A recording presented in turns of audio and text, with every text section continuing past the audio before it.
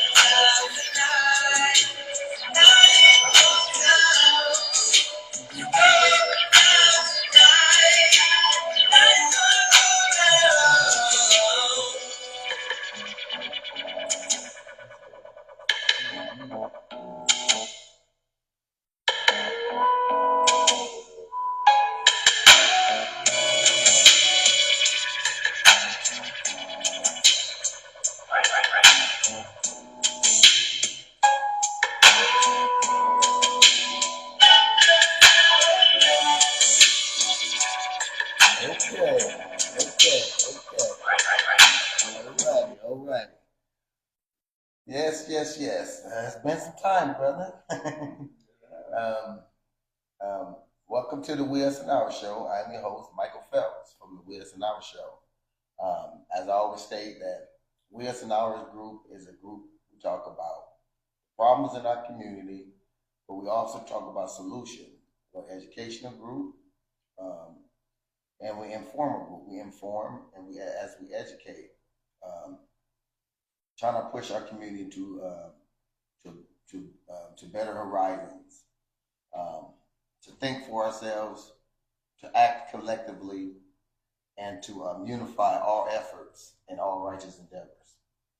As I say, my name is Michael Phelps from WUAO Community Group. I let McKing introduce himself. Raymond Carlisle. Okay, Randy, you want to start us off with something there? Okay, the title of what we're talking about today is our topic. Why do we keep turning up when we should be turning down so we can turn things around when wars are Yeah.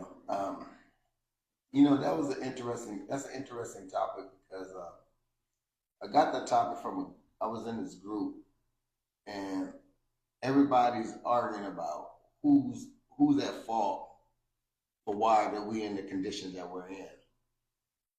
And then a lot of things that was hurled out there was, oh, women and need to stop going to the club, shaking it up, you know, and men need to stop chasing women in the clubs. Um, uh, and I said, man, that's deep. So instead of us hearing each other, it's like all I heard was everybody just launching missiles at each other. And the reality is that yeah, we all we both fell short. We both been turning up, but we ain't turning down. Now we've been turning up on each other for too long. Every time we talk to each other, we talk at each other, not with each other. But we turning up. Every time there's a conversation that's supposed to be a peaceful conversation, it goes far left. We turning up. If someone don't like what someone says or someone wants to blame the other person, when do we turn down and start to listen and turn stuff around?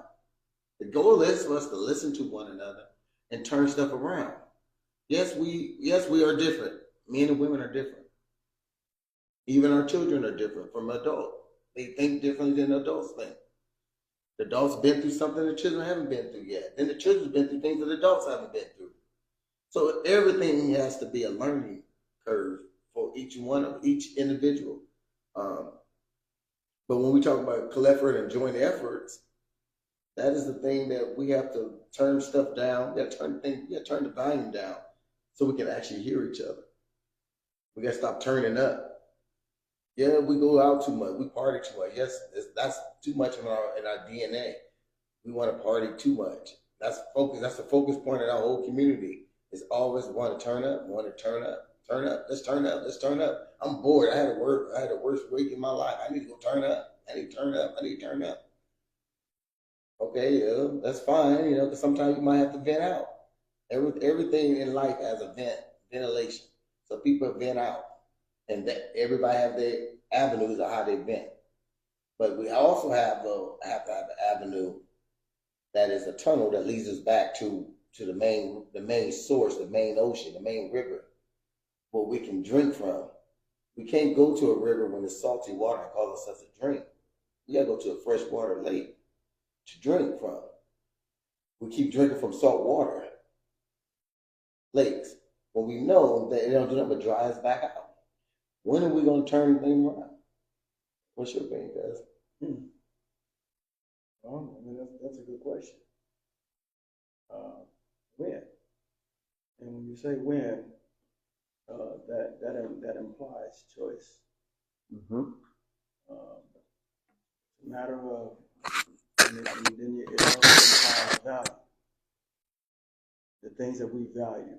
Explain that more than others. What is value? Because I want everybody to understand, because that's an important word, value. Value, things that you find important, things that you prioritize, things that you put first versus what you put second, third, fourth, whatever.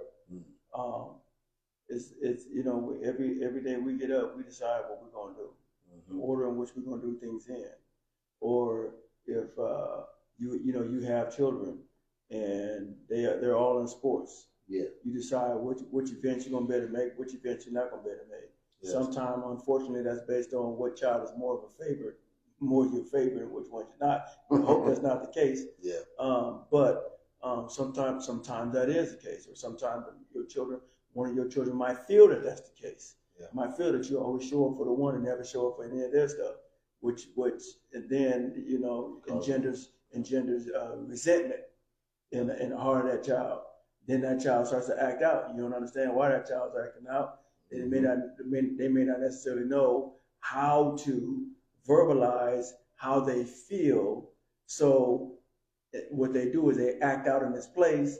It doesn't make any sense to you. And then again, we talk about collaboration, listening, talking, trying to understand what communication is so very important. Trying to sit down and hear, then you say, well, no, what they're saying don't make no sense. You shut them down. Well, it may not necessarily make sense to you, but that doesn't mean that you shouldn't put in an effort to turn down how you feel just a little bit, so that you can understand where they're at. Sometimes, just like children, we do it with smaller children all the time. You know, we are able to turn down our language. We're able to turn down our intelligence. We're able to turn down the vocab, the words that we choose to use when we're dealing with younger children, and we slow things down. People talk to babies. They talk real slow because they want them to be able to hear or be able to articulate, you know, what you're saying to them. So again, but sometimes that's even helpful. That's even helpful with dealing with adults or dealing with your children. Slow things down a little bit. Try to understand where they're at. Don't be so quick to turn up, because if you turn up, then they go into defense mode and nothing gets done. Yeah. So it's better to turn down and turn up when necessary. Yeah. And it's hard sometimes to know when to do that. If that makes sense. Yeah, it is. You know, when you have these type of conversations with your young teenagers who are in the home who started to develop their own personality or has developed their own personality, but they know that they're under your guide, under your roof. They compartmentalize information by what they see. Remember we was talking about that, what they see. So if we always turning up, like I listen to a lot of parents when they upset, they cuss their kids out, always turning up. Every time when they kid walks in the house, it's always a loud screeching voice of demands or insults or things that you ain't doing, what you should be doing, what you could be doing, but you ain't doing it. You know, it's one of those things. If they would turn it down and it's okay, and then pull the child to the side, you know, and a lot of times you have to do it more than once. You know, like, you know, when there's a passage where when one of the disciples was upset because Jesus told him, you know, because one of their cloaks got stolen. And he asked him, he said, well, shoot, how many times we got to give her clothes? You know, dude was pissed off. You know, he was really, and he had a valid point. Mm-hmm. Why do I have to keep giving up my clothes? And you said, well, you have to give it up 10. You know, what he said, what, 10 times 10? Well, when we talk about forgiveness, how many times we have to forgive? Forgive our brother. He said 70 times 7. Every time he apologizes, you ought to forgive. Yes. And that's one of the things and that's a universal truth, and that's an unspoken, unpracticed thing in our community. We don't forgive with intent to forgive. We are saying we forgive on until the next episode. Well, the way we put it is that we'll forgive, but we don't forgive. Yes, that's how we word it. But if you know, and I think that we don't teach enough in our community about what forgiveness truly is, and that is the essence of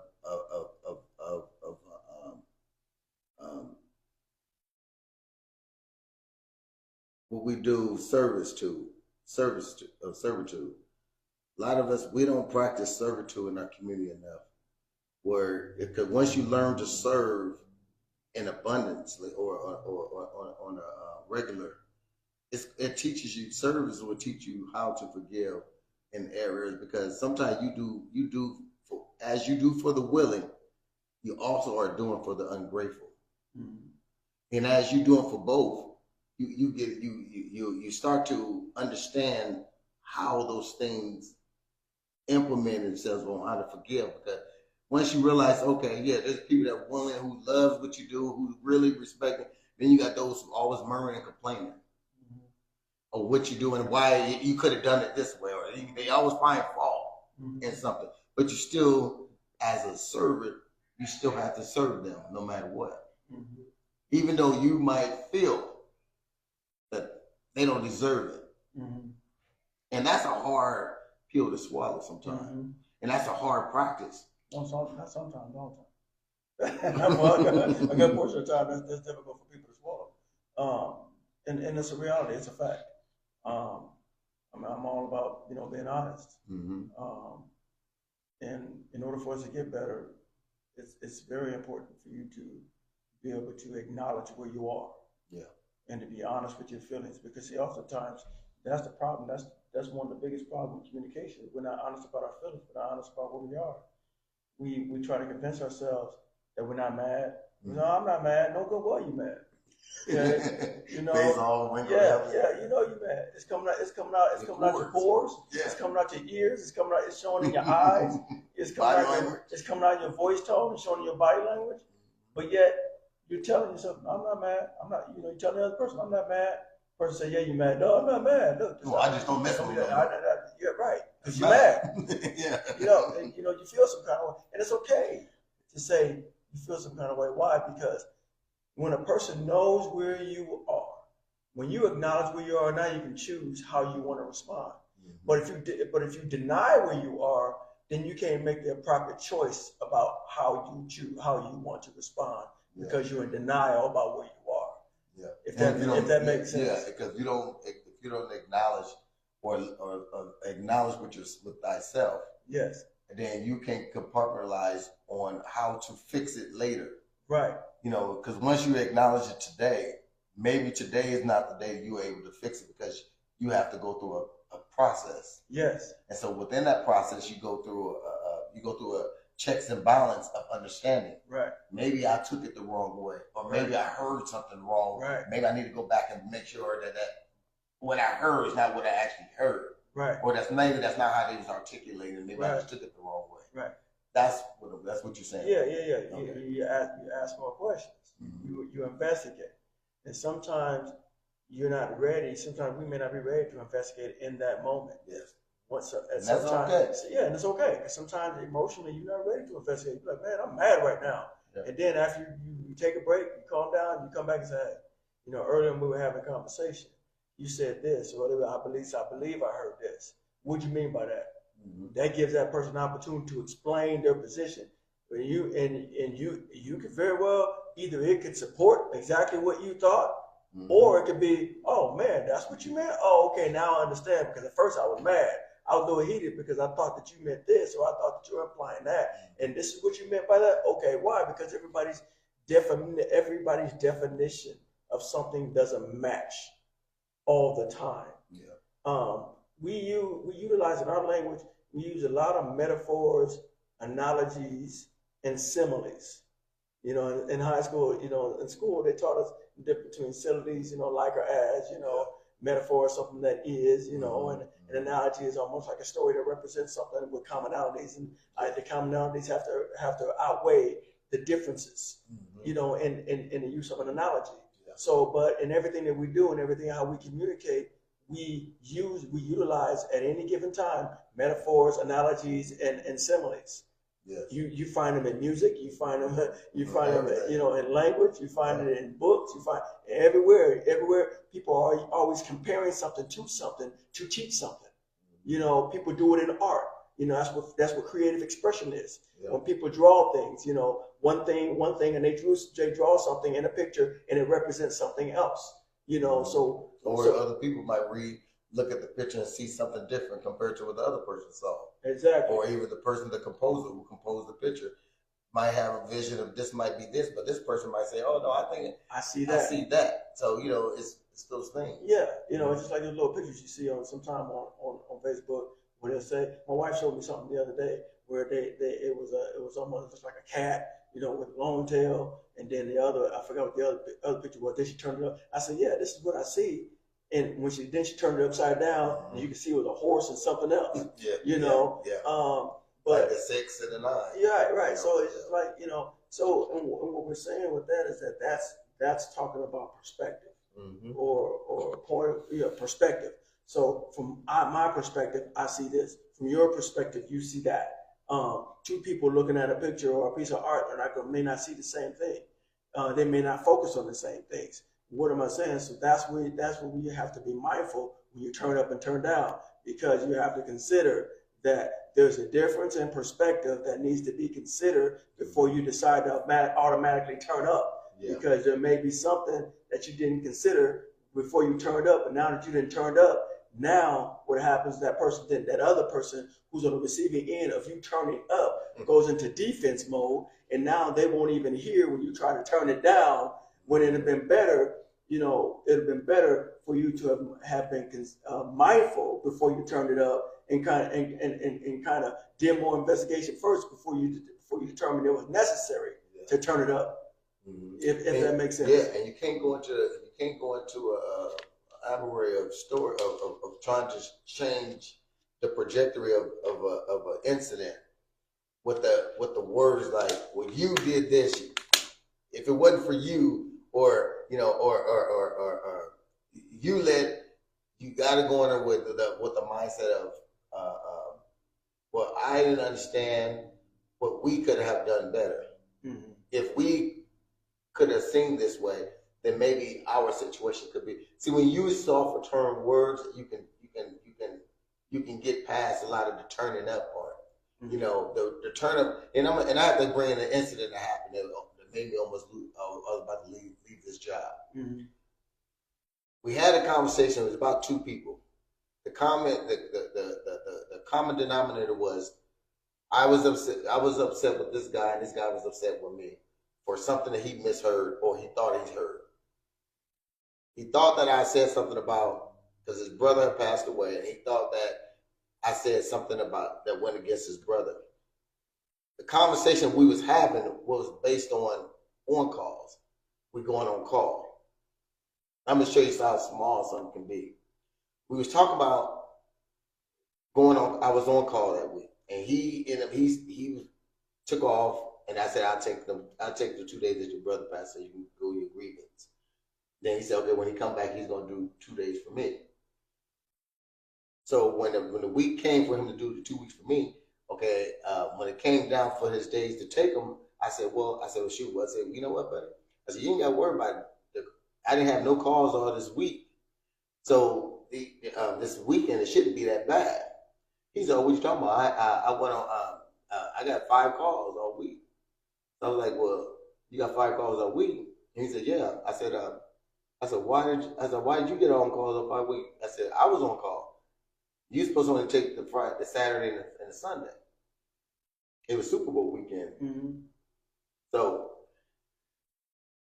now taking that, he was sick too. Mm-hmm. Called in sick too. Mm-hmm. So I'm like, so I'm asking him a question. So I'm trying to get to the root of the thing. And I was like, well, how did when they called you, how come you didn't revert it back to me when you know I was on call? Because you know you weren't gonna take my call until the weekend. Mm-hmm. So he immediately said, oh, well, you know, don't worry about it. You know, you just go ahead and do the Super Bowl and the Saturday and this and that. And, you know, and I said, no, I already had plans for the Super Bowl. That's what was going on with my brother. Mm-hmm. I said, I already had plans for the Super Bowl because I knew you were supposed to do that. I didn't tell you to take these other days. I don't know why you even took them. Mm-hmm. That was our premise of our argument. Mm-hmm. Now, then when he did, he inserted his brother passed away and he was sick. Mm-hmm. And only thing I said was, we're not talking about that right now. We're talking about the on-call thing. Mm-hmm. He took that as I said, I don't care about your brother and stuff. And we went on for 5 months of him being upset. Now, I'm upset because HR and them already knew, because when it came down to this thing, they didn't interject immediately. They allowed him to have his attitude towards the job, which is supposed to be a business. No matter what you go through, you got to put those two to the side. We still got to communicate. We still got to act like family, even though we ain't a family. We're a working family. So we still got to do these things. So, but they let it go on for too long. So then when I decided to have a meeting with them, I said, well, you know what? I got a job offer somewhere else. What we can do to keep you? Well, for one thing, I don't want to keep working in this hostile environment. You let this guy get away with this and this and that, and we ain't had a conversation. Oh, well, we're going to set y'all down and have a talk with y'all. So I'm like, okay, that's all right. If we can resolve this, I might stay, whatever, whatnot. So we get in the room, we try to talk. So he said, well, you said this, he said. I said, and my thing was this. When I went into the meeting, I had to turn myself all the way down because I knew I wasn't there to argue. My goal was to come up to a conflict resolution and let us get past this little thing. I already knew what the problem was. He was in an emotional state at that particular time. In a sense to me, one person's perspective is their own reality. Mm-hmm. You cannot change a person's perspective. Neither nor should I argue about his reality. Mm-hmm. And I know my reality and I know my perspective. So there ain't no sense in me arguing, going back and forth. So I said, let me just take the lower road. So he come in, he attacking. So I said, okay, cool. I said, all right. Then we started talking. Everything started smoothing over. So here comes the regional, and I insert something in there. She said, well, Mike, you do have an attitude sometimes. She said that to me in front of him. Instead of saying, she said, you. Instead of saying, well, y'all kind of had an attitude these 2 times, between this time. I'm glad that y'all resolved it. She said, Mike, you. So I said, you know what?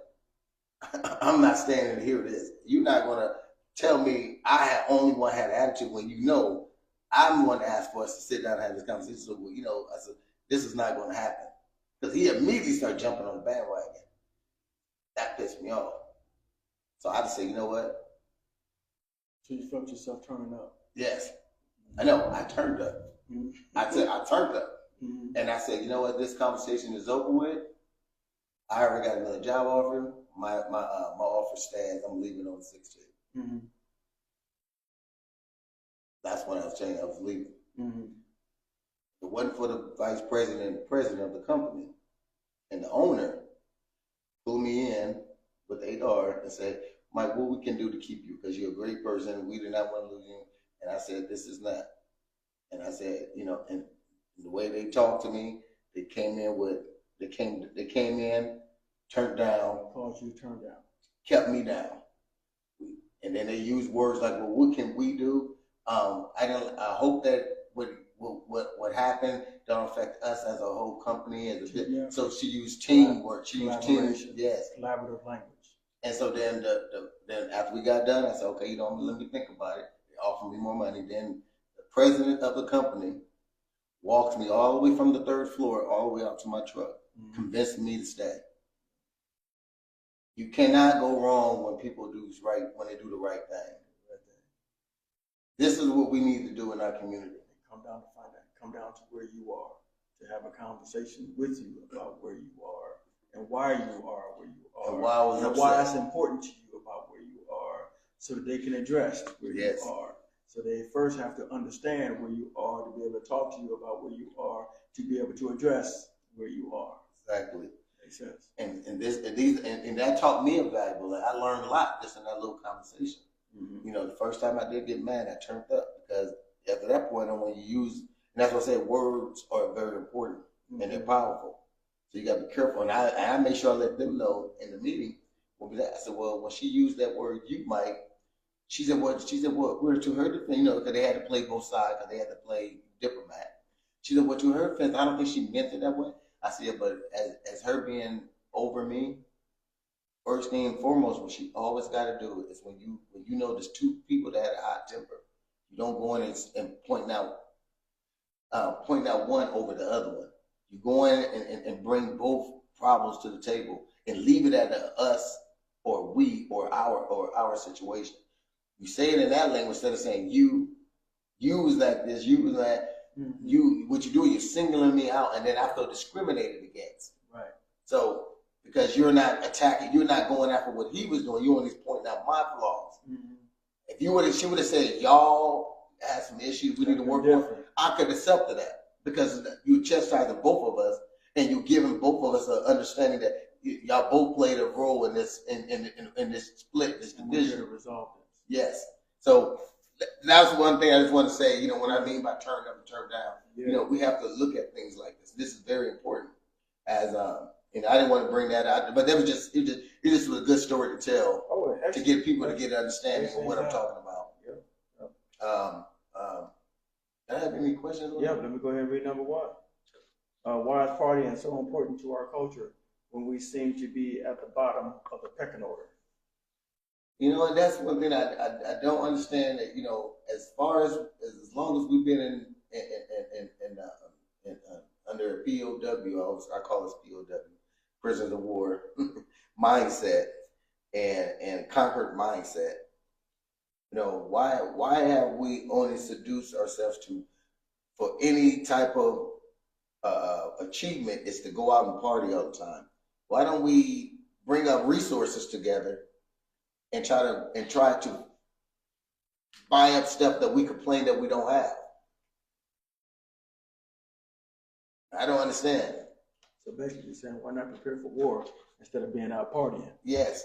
In Well, when you got missiles flying all over the place, oh, you still on the dance floor. Yeah, you realize you're starving. Instead of going out grocery shopping, you choose to go out party instead. Yeah.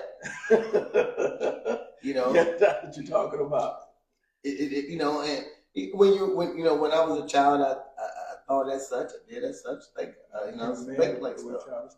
We did childish things when you're a child. But when you start getting to the point where you start to acknowledge that there's a problem, and you start to talk about it in your living room, you talk about the hair salon, you're talking about it at work, you're talking about, and then you still want to just go and overlook the war and still say, what, only part of this war I want to understand is I want to be on the dance floor. Well, and I understand. I'll say this, that I can understand why people say or feel as if they want to turn up because of the pressure of life. The old pressure. The pressure of being on a job, the pressure of dealing with bosses, the pressure of dealing with kids, the pressure of paying bills, the pressure trying to make ends meet, whatever the case may be. The pressure comes from another way. Struggles. So of course people want to relieve the pressure, so to speak. But the question is that the proper way to relieve the pressure? It's a matter of going into strategic planning, because strategy is all about what you should do, what you shouldn't do when you're coming up with a strategy. So you have to ask yourself, okay, well, I'm going out partying, you're drunk, high, whatever the case may be. I'm out of my mind. I'm not thinking straight. Okay, now and then let's say I drive home, okay, in an inebriated state. Okay, now I get pulled over. Now I didn't call a DUI. Now I don't have a license. Especially if I'm a truck driver or something like that. You lose that license, you're done. Your job is done. So it's just like, okay, now I've been made a bad situation worse because I chose to turn up in the wrong way. Instead of turn up in the area of, let me go back to the drawing board and take a good look at why I'm stressed or why this or why that, and make the necessary adjustments and making the right choices and turn up in those areas and not and turn down in the wrong areas, turn up in a good area, in the right areas, and turn down in the wrong areas, as opposed to turning that around and turning up in the wrong areas and turning down in the good areas, so to speak. So it's really, it's a matter of, again, choosing, but you have to make strategic choices, the best choices, once you consider all of the information. But how can you consider all the information with an impaired mind? If that makes sense. Yeah. Or intoxicated behavior. People, even if you got pulled over, if you didn't get pulled over, say if you got in a club and you got into a fight, then you get charged with an assault. And the job that you have, you cannot have no domestics. So you lose everything that way too. So you can lose a lot, or you can go to the club and be at the wrong place at the wrong time, get shot. Anywhere, you can be anywhere and these things can happen. But if if you sacrifice, if we're here to understand we're at war, and we understand that we are at war, and we know what war do. All war is not always missile shooting. It ain't always boots on the ground.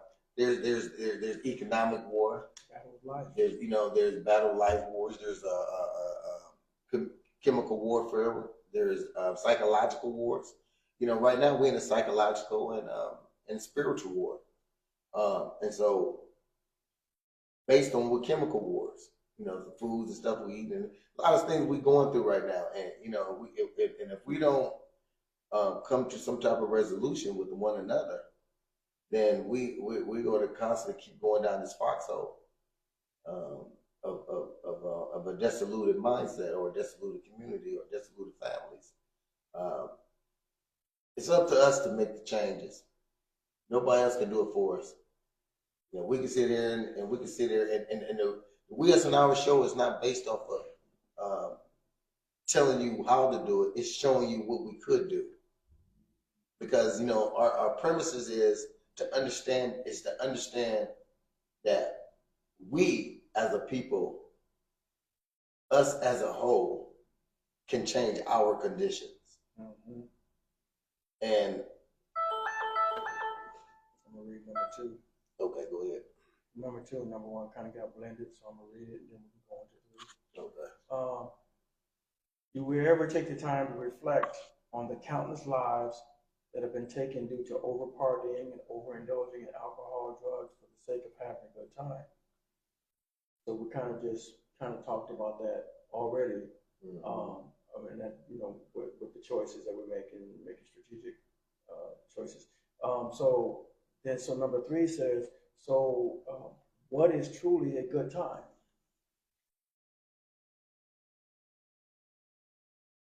That's after everything, after you got everything, when there's nothing to complain about anymore. That's when it's truly a good time. When you don't have nothing to complain about anymore. Well, I believe that a good time, truly a good time, and it goes along with what you said, but what I want to talk about, I want to kind of take a different approach to that, Mm-hmm. is how you arrived at the point of not having anything to complain about anymore. Yeah. Okay. What have you done different that brought about the process of not having nothing to complain about anymore? Did you address things the way things needed to be addressed to get to a point where you don't have anything to complain about anymore? And so it kind of goes back to what we were just talking about earlier, and that was just simply, making strategic moves. Okay, what to do and what not to do. Okay, yeah. when addressing. So if I realize that I'm stressed on my job, or I'm stressed on my relationship with my children are strained, or my relationship husband and wife or whatever is strained, or whatever is strained. Okay, have I taken a strategic step back, look at the whole picture, weighed everything out, looked at even if I have to write it down, because sometimes that's helpful. Sometimes some people are visual. Sometimes people are auditory learners, people are visual learners, people are hands-on learners. So there's different learning styles. Okay. So you whatever learning style works best for you. Sometimes you can talk it out with somebody. Sometimes it might take you writing things down so you can see in front of your face the pros and cons of something and come into a solution that way. Sometimes you have to physically work things out, to consider, whether it be a collaborative state where it's a team effort, and you guys say, okay, you do this, you do that. Sometimes it's a matter of delegation. Sometimes maybe you're taking on too much responsibility. So sometimes it's helpful to delegate work, and says, okay, I know that, I'm working 8 hours, I come home, this has to be done, that has to be done, that has to be done. So maybe you divvy it up with other people in the house, or whatever the case may be, or divvy it up with your partner and say, hey, you know what, it really stresses me when I've got to do this and this and this, and I feel overwhelmed. That's where it becomes important to be vulnerable and to let people know exactly where you are, and not be afraid to say where you are. It's not a bad thing to say, hey, this is where I am. And you should, and with your partner, you should be able to be vulnerable to say, this is where I am. And when you say that, then you say, hey, then you can go from there and say, hey, this is what I need. You don't have to turn up, yell, cuss, scream, slam doors, storm off, do all that stuff, because no one's going to understand run that. To the bottle. Yeah, run to the bottle, whatever the case may be.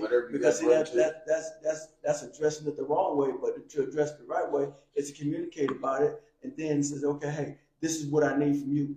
This is what I need from you. This is what I need from you. Now you've addressed it effectively, and now you've alleviated some of your stress. Now things are better. Okay. Yeah. So now you don't have to go out. It gives you something to levitate on. Yeah. So now you don't have to go out and turn it up. Yeah. Like the wrong way, you can turn it up the right way. Yeah. By addressing it the right way. Yeah. If that makes sense. Mm-hmm. Mm-hmm. Yeah. We as a people, man, we're very powerful beings when we really work under the same vibrations. We use the same vibrations. We use the same kind of remind me of the wall of Jericho when they had to walk around that wall. When they was instructed to go around that wall, was it 7 times? And they had to do this thing, you know, and countless, and you know, and moments, and they all had to do it at the same time. They had to push on the frequency we call, and they had to do it in unison. And when they did those things, that was a metaphor for us to understand how powerful we are when we work together.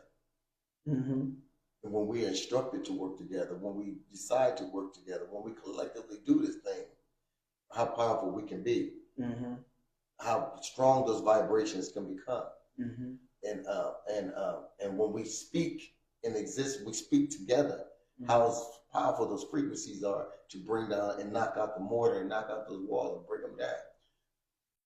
Those are things that we don't take heed to understand as a people. We have that power, but since we got so conquered by this Willie Lynch letters and all these things that they put in place to keep us from communicating effectively between a man and a woman. It was that man and a woman that they had to first start off to destroy. Once you got them two at odds, it's easy to go through the rest. And once one accepted it, guess what happens? It becomes a domino effect from the futures on. So we got to get back to that point of saying, okay, who was the power pack that they really target? And it was our women. Because they was the mothers, they was the first nurturer, they were the first teachers of our children. And when they went after them, they knew that the line of defense for the woman was to protect her child. So if you put the fear in her, then she's gonna put the fear in the child. She's gonna be able to oxidize the man because the fear of not wanting her kids to get hurt, she'll really push the man out to keep her child safe. That's powerful. That's the beauty of a woman. Well, or you can look at it this way, where you provide for the woman in such a way that she don't need a man. And what I mean by that is you remove the man out the house, okay? And you say, we will provide for you. So we will step into that role that man was in by providing for you, which engenders division. Yes. Right? So the division of the family brings about chaos. Yeah. Okay? The switching of roles brings about chaos. It brings about confusion.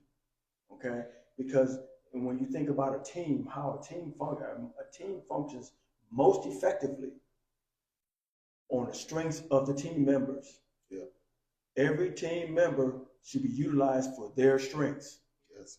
Okay, you don't ever want to step into a role that's not yours to step into, because the team won't function as effectively.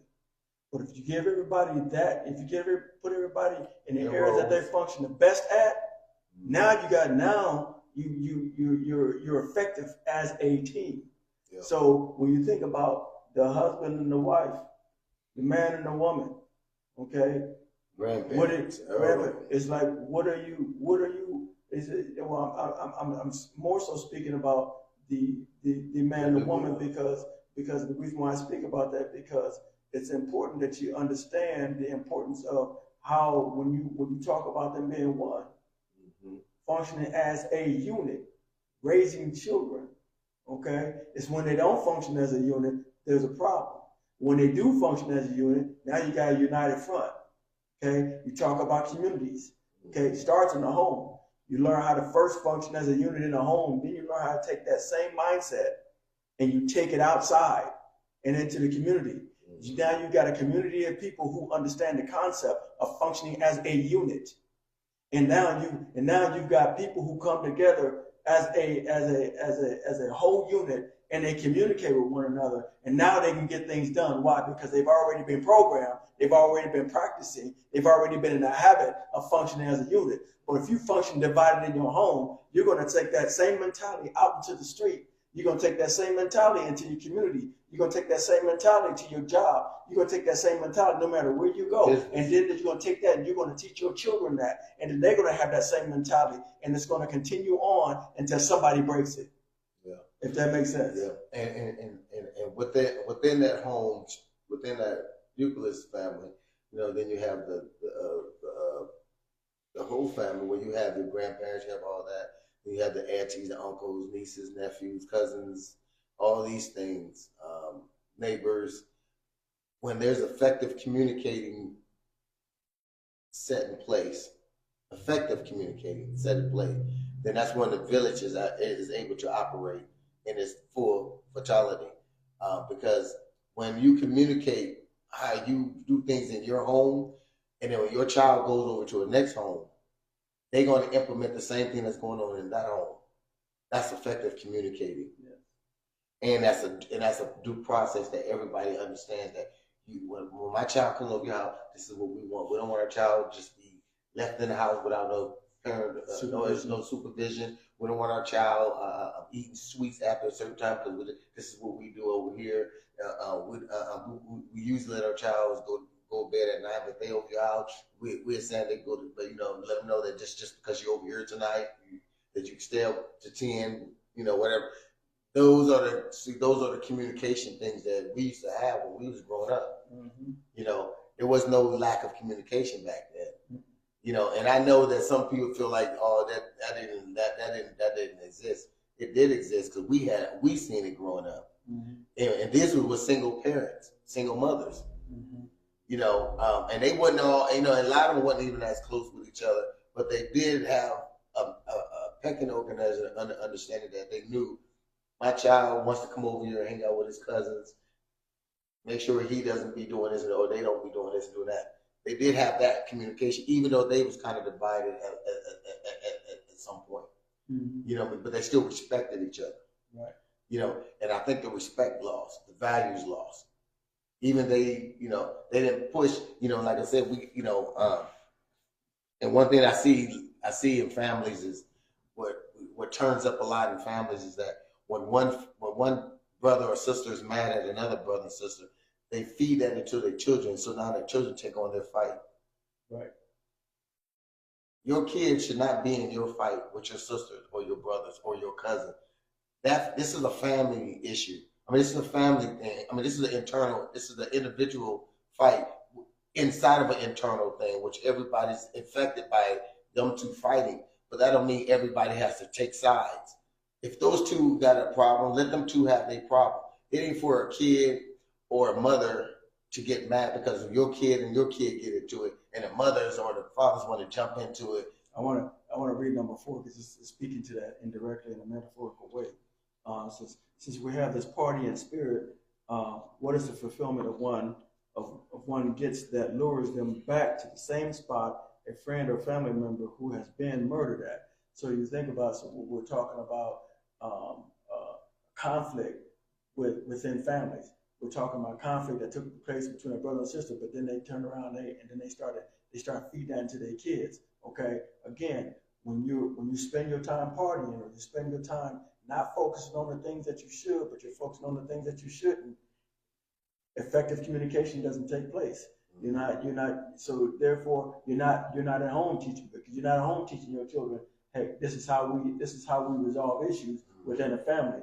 You're over here partying, so your kids are teaching themselves. Okay, or they see you in conflict with your brother. They see you in conflict with your sister. And they're watching. They're learning. Okay, and you're teaching them. Why? Because you're in that partying spirit. You're in that turned up role. So while you're on the phone cussing out your brother, on the phone cussing out your sister, or even going over to their house, and doing the same thing, you're in that party environment. On the phone gossiping to another sister or brother about the other brother. That's that turned up mentality. You turned up, and while you're turned up, you don't realize what's being lost in the process of you being turned up. So you got to be careful where you turn up at, why you turn up, and an effective way to turn up and an effective way to turn down in order for the right things to be taught, so that there aren't murders. Metaphorically speaking, of course, murders of relationships. And to go into the other factor, the murder I was talking about in there too, is that why do we'll go to a spot where it's demonic spirits from the alcohol itself, and then the spirits of the people who go in, who's looking for trouble, and then in the process we go there and we end up losing a member of the community or the neighborhood to another member in the community and neighborhood, and then we would leave, go home, sleep, mourn, or talk about, and then turn right back around the next following week and go right back to the same spot. Mm-hmm. What do you think that does to the spirit and the subconscious mind? Programming. So, and it's like, oh, it is what it is. So we accept it. Yep. So we ain't trying to turn nothing around. Program of acceptance. So these are the things that we have to really be thinking about. Another word for that is being desensitized. Yes.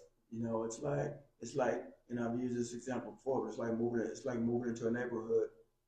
And when you move into a neighborhood and you first hear gunshots, everybody drops to the floor.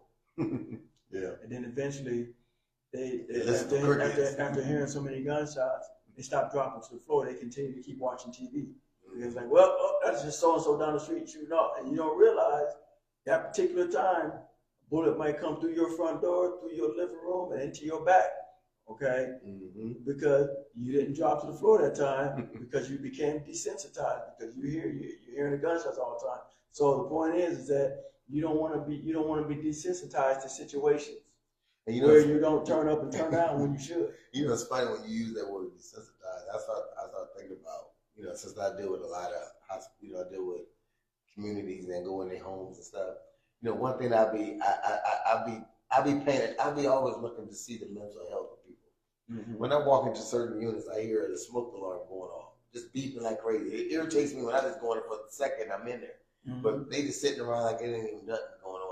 Though you can walk into a unit where they got like 6 big old things of cat litter and it overflow with crap and it stinks like bad. Nobody and everybody's sitting in there like it ain't nothing. Okay, so here's another example of that. You see what I mean? Yeah, but here's another example of that. That same mentality. Okay, you said you walk in, fire alarm going off, they just sitting there like it ain't nothing. Okay, cat piss smell everywhere, sitting around, and that stuff is strong too. That smell that cat piss, so strong. They act like they just sick over that stuff. Yeah, they act like they ain't nothing. But it's no different from walking into a club where somebody got shot in the middle of the club, and everybody drew out their cell phones so they can record it. Yeah. And taking pictures and taking selfies and this and that, because they don't recognize, they've been so desensitized to the importance or the seriousness of the situation that they're sitting there like it ain't nothing.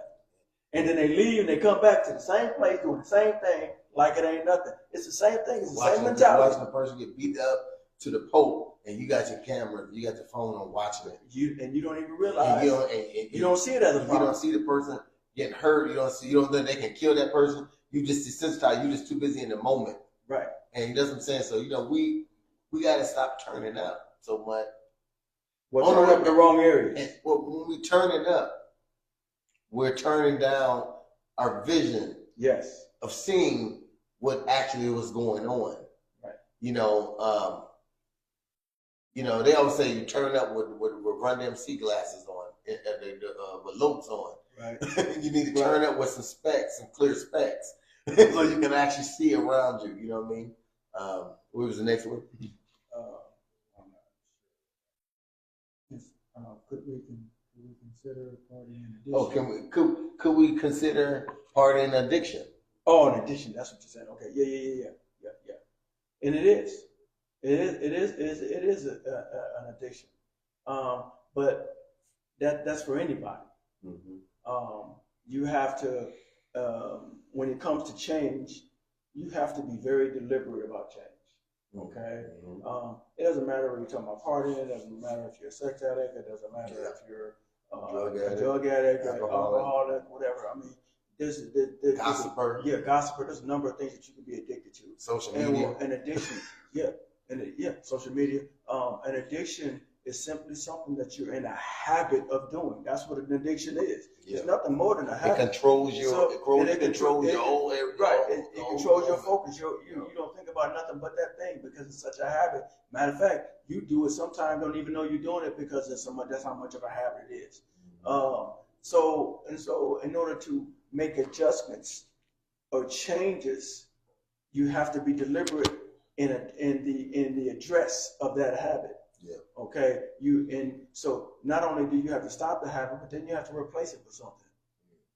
Okay. Yeah. It's like a child. When a child that play, you go to take a toy from a child. Of course, they're gonna throw a fit, right? But if you replace it with something, for a second they'll look. If you've ever had children before, they'll look at the fact that what you done took away, and then you gave them something. For a minute, they're like, huh? Then okay. Then they'll just start playing with that thing. Mm-hmm. Why? Because you replaced it with something. So I'm saying it's the same thing when it comes to things that are habits. Some people, like when they're trying to break a smoking habit or whatever, they're used to having something in their mouth or whatever. Some people chew straws or put something else in play, or people have a nicotine habit, so they wear those patches or whatever, something to go into the system to kind of balance things out and then they have levels of nicotine patches that level them off and to the point they reach a point where they no longer need the nicotine patch anymore and they no longer need the nicotine anymore. But it takes time to level that off. Well, habits work the same way. You have to address the habit immediately. You have to address the habit effectively by stopping the habit. Then you have to practice new habits to replace the old habits. And then in time, from lack of use, the old habit will die and a new habit will take its place.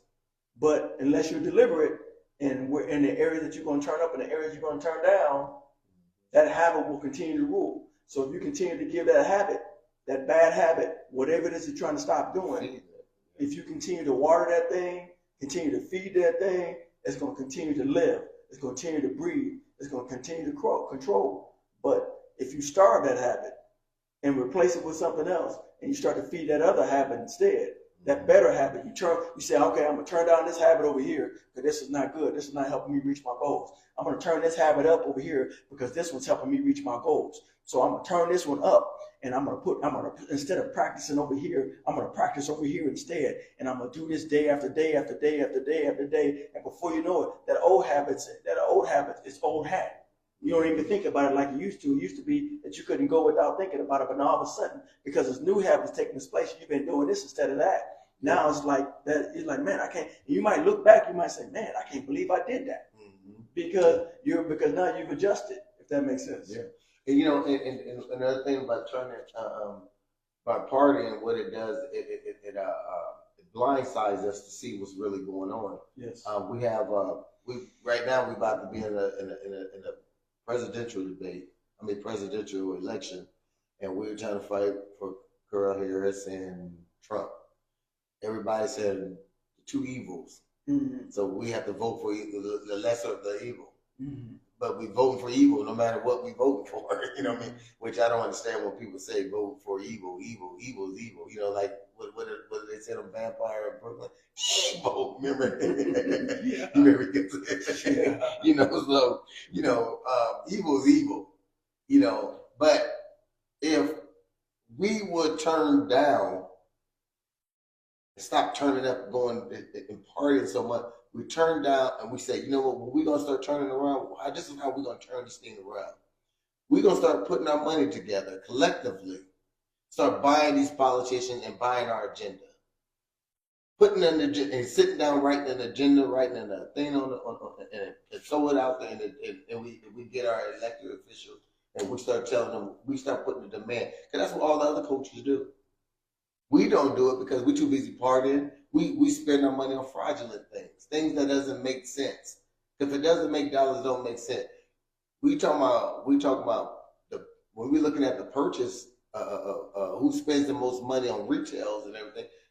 We're the number one spenders. Well, what we do is we, for lack of a better way to put it, we party in uninformed environments when we should be partying in informed environments. If that makes sense. Yeah, that's what I'm saying. So we're taking all of our money, giving it to. Remember we used to go to clubs back in the days, and they just, since when it was all black, when the blacks started coming, they started putting out dress codes. So we couldn't get in. And raising the prices. And raising the prices just so we wouldn't come out there and come out to their club. But what we do, we'll put on the most tightest. Nah, man, I'm gonna put on no tight pants. People I've seen brothers who came in with pants, everything split in half just to get in the club. You know what I mean? I'm like, and then he told me one guy pants so tight that it's splitting everything. Oh, your pants are too baggy. Right. He had to leave. Remember that? Right. I was in there like, man, the dude, he could barely bend over. He Right. rip his pants, but he told me his pants. And this is how they treated us. Mm-hmm. But we still wanted to go there and party. Mm-hmm. We overlooked that. Then when we try to go, we try to go open up our own. We carry the same worse behavior at our own than we did out there. Mm-hmm. So even if a person wanted to become a business person, try to open up a business, say, okay, I'm gonna give something for my people to have something to have a good time at, making it. We got to go and act out. Well, it's the mentality. The mentality. We have to be deliberate in the change of our mentality. We're all capable. We all are. We're capable. Mm-hmm. We just have to want to do it. It's got to be important to us to do it. Instead of sitting around talking about it, oh, we should do this, we should do that, go to marches, we should do this, this, that, whatever. Be serious about it. Don't talk about it, but actually do something about it. Be about it, okay? And then let that mentality of change materialize into something real, not just something that's talked about, but materialize into something that's real. And then help your children and their children's children realize that same vision and pass it down. But passing down meaning that you're turning up in the right areas, okay, and turning down in the wrong areas, okay. So you're teaching them instead of spending so much time at the club in an uninformed environment. You're spending more time at home in an informed environment. You're going to libraries. You're doing research. You're informing yourself about candidates and this, that, and the other. You're teaching your children to read and to be informed and not to be uninformed and not to just believe things when people tell them, but do their own research and check in and make sure that what they're being told is actually true. Those kind of things. That's turning up. Yes. That's what it looks like to turn up in an informed environment. Okay. Now you can make informed decisions. Now you can make good decisions. Why? Because you're educated. You didn't educate yourself. You've been deliberate about it. You've been focused about it. You've changed the habit of just going by what people say. Because oftentimes our biggest beefs with each other is over what somebody said with no proof. Yeah. Just because someone said it and you trust that person could be lying through their teeth. And just because they want to, they heard from a second, third strike. Right. You try to figure out by the time you try to get down to the source, you can't even find the source because the story didn't change so many times by the time it got to you, and you just believe what somebody said instead of doing your research first. And most of these gangs are warned about something that happened 30, 40 years ago. With somebody else. They don't know nothing about what the real beef started. They just know partial beef. Yep. And because it got translated down and interpreted differently down the line. Yep. So now these beefs, that all these other beefs become new beefs because these new beefs are something that someone thought they was representing. Right. I represented to the fullest and I stood on this, but the beef was basically all over women. Right. It all started from a man trajectory of a woman. Most of all these things started, and it was an inner circle beef. Mm-hmm. So it always started from an inner circle. And because one guy wanted another man's woman. Mm-hmm. So the beef started falling, that's when the beef started coming. Mm-hmm. Or someone wanted the power. Mm-hmm. And those are those divisions that we're talking about. Mm-hmm. Those are the things that prevent collaboration and growth. Yeah. Because everybody wants to be in charge. It's like the old saying, too many chiefs, not enough Indian. Nobody wants to be an Indian, everybody wants to be a chief. I want to run it. It may not be a strength area for you to run it. Yeah. Okay. If you gotta be an Indian, be an Indian. Okay. Just because you can fight, that'll make you a leader. Right, that'll make you a leader. Some people think because he can fight, he can be a leader. No, that don't make you a leader. Because that doesn't mean you're a good thinker. Yes. You might be good with your hands, but you're not good with your head. Warrior. Right? You're a great warrior. You're a great warrior with great strengths and Or a attributes, soldier. or a soldier with great attributes to protect. Right. You know what I mean? But that don't make you able to lead. Right. You know what I mean? And those things that we have to always question the integrity of people when we say when we anoint them to be in a position. Sometimes we don't do enough investigation. We just go off of what we hear, and then we appoint somebody because of what we or fear or what we hear. You know, and sometimes that's one of the biggest things. That's why I said when you turn it up and partying so much, you get lost in misinterpretation and mistranslation of information because you're so clouded with so much other things that's going on in your life to feel good. You overlooking what's really necessary. Someone come to inform you and say, you know what, the only way you're gonna feel good, you take this medicine. Oh, it's nasty. But they're gonna give you this other medicine that tastes so good, it don't do nothing for you. Mm-hmm. Because you done did your research and realized that everything that's good for you ain't gonna work. Mm-hmm. Sometimes the things that's nasty for you works because it may be tree bark, it might be tree roots, it might be soil, it might be some type of coal, it could be anything that's nasty. Don't have a nasty or bitter taste to it. So you can't. That's what I'm saying. So we have to be cognizant about the way we think now. Yeah, change is always hard. You know, I tell people all the time. You know, it's like here's an example. I just use it as an example, but it's like every morning I eat oatmeal.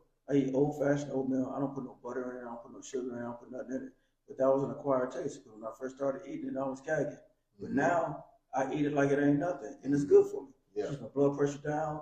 You know, it keeps my heart and stuff cleaned out. You know, it's good for my heart. Yeah. You know, and as I'm getting older, I'm reaping the benefits of that habit. You know, and again, you know, not all habits are good, not all habits are bad. But again, you have to be willing to go to the things that don't taste good. Yes. To get to the things that are good. Yes. You know, to reap the good benefits from something that don't taste all that good. Yes. So when I mention that to people, like, oh man, can you do that? Oh man, I eat no bun, oatmeal, that's nasty. I hate oatmeal. I don't like that taste. I got to put sugar in mine. I got to do this, that, and the other. So you lose all the benefits of it.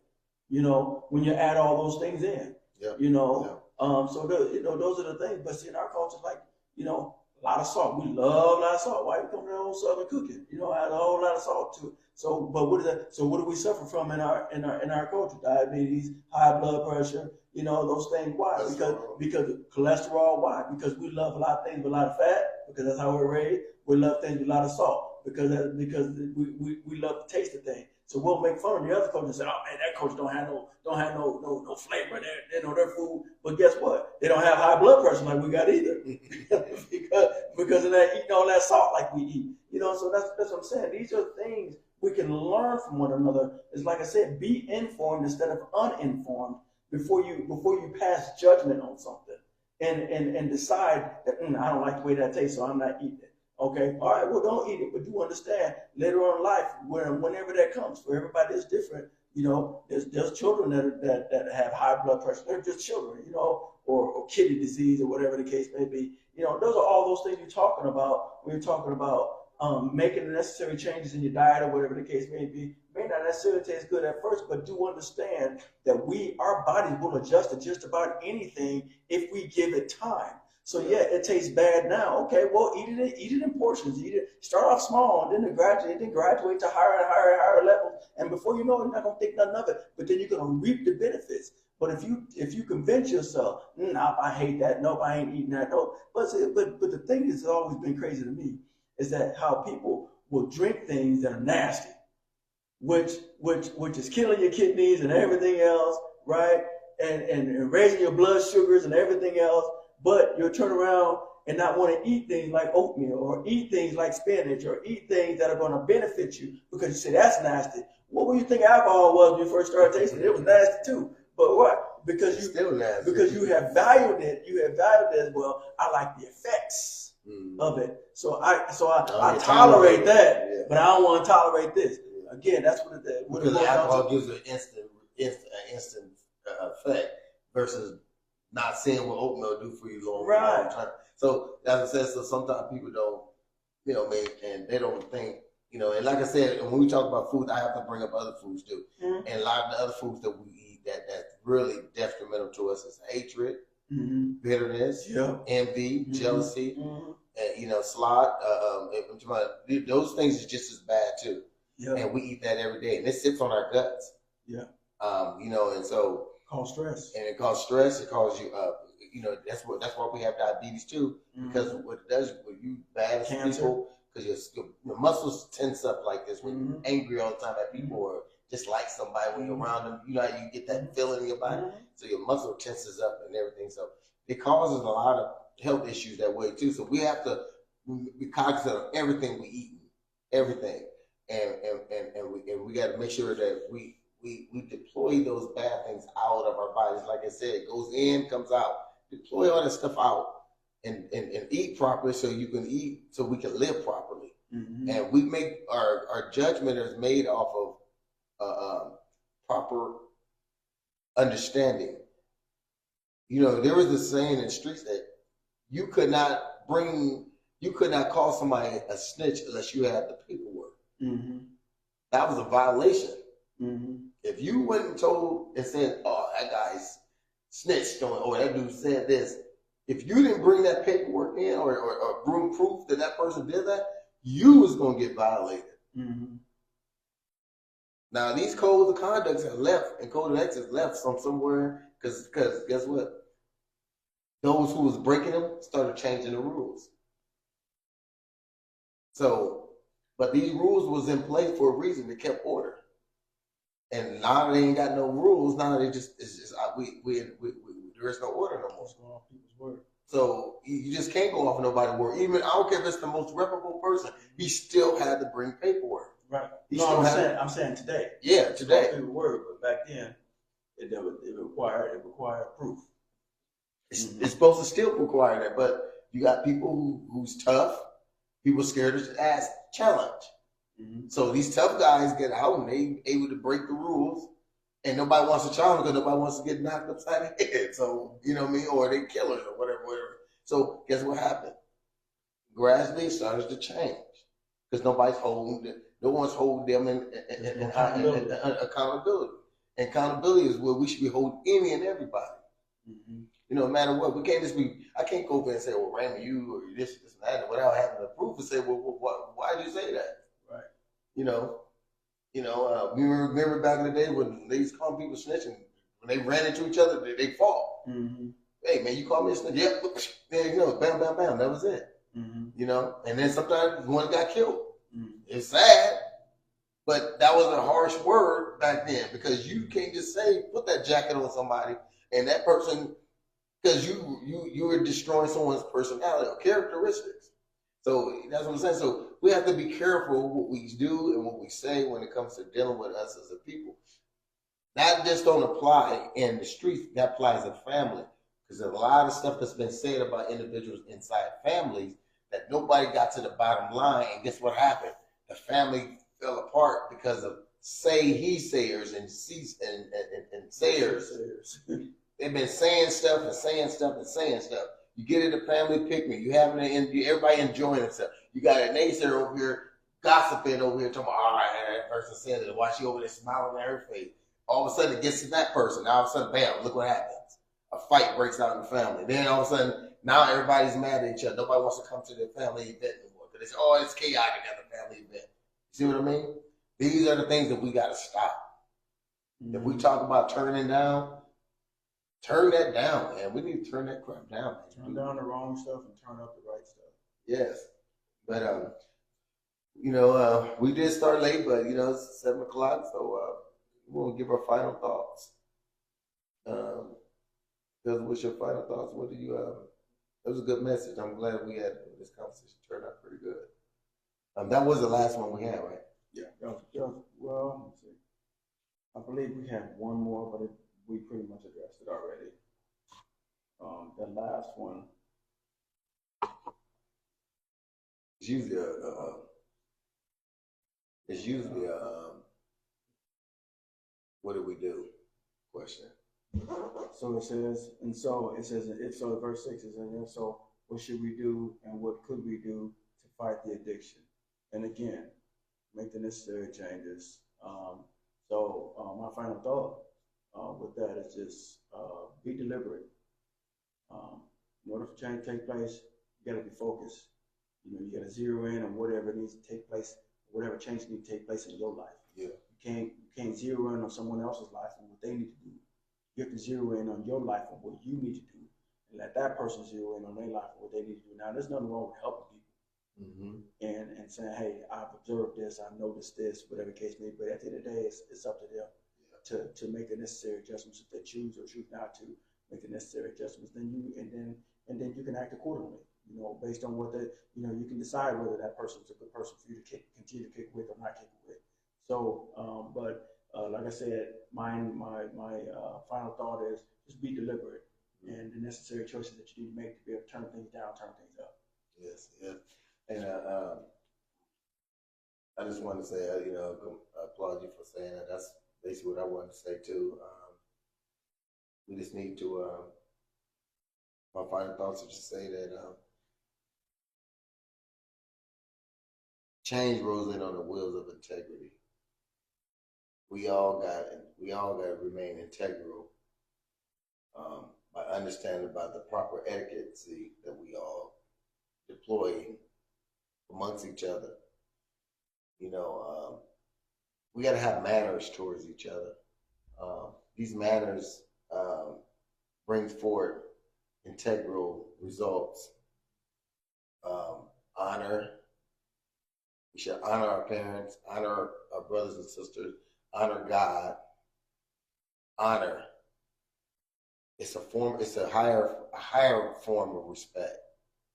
They don't even use respect in the scriptures. They say honor. So if we honor one another, we'll get past a lot of the things that we going through.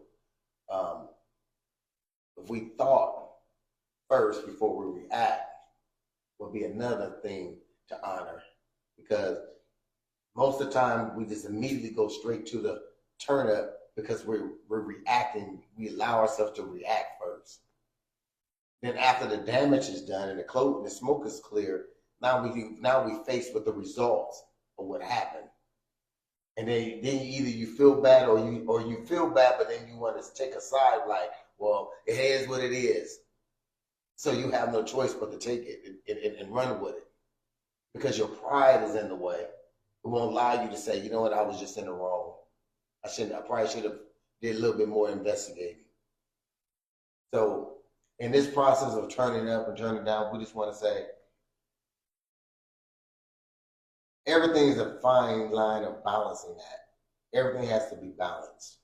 You can't leave nothing unbalanced. You know, teeter-totter, either you're going to be up or you're going to be down.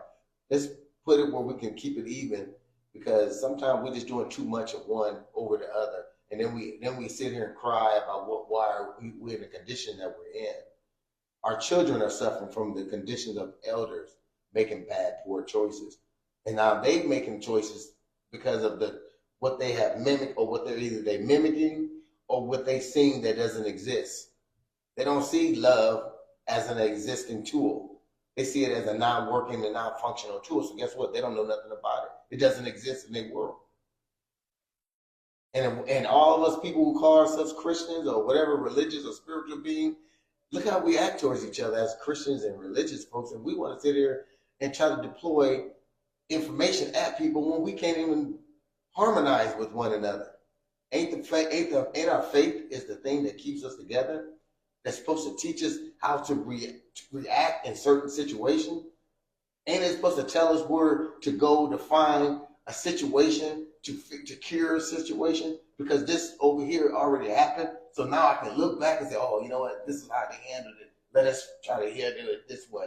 Maybe it ain't going to work that way because it was in the past. But in this day and time, maybe I can take what I read over here to understand what I can do over here today.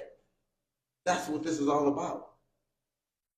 If we can utilize it properly, I think we'll do better. I think we'll be better people. Because I know we're smarter than what we think we are, or what we portray to be. Ignorant, which we're not. We just gave up. Conquered people do that. Look up the definition of what conquered people act like. This is what conquered people do, and this is what people in POWs do. And I just want to say, but love, life, loyalty, we us and ours.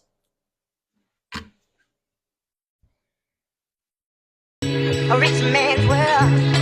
I have turned the soul of this beautiful land, but the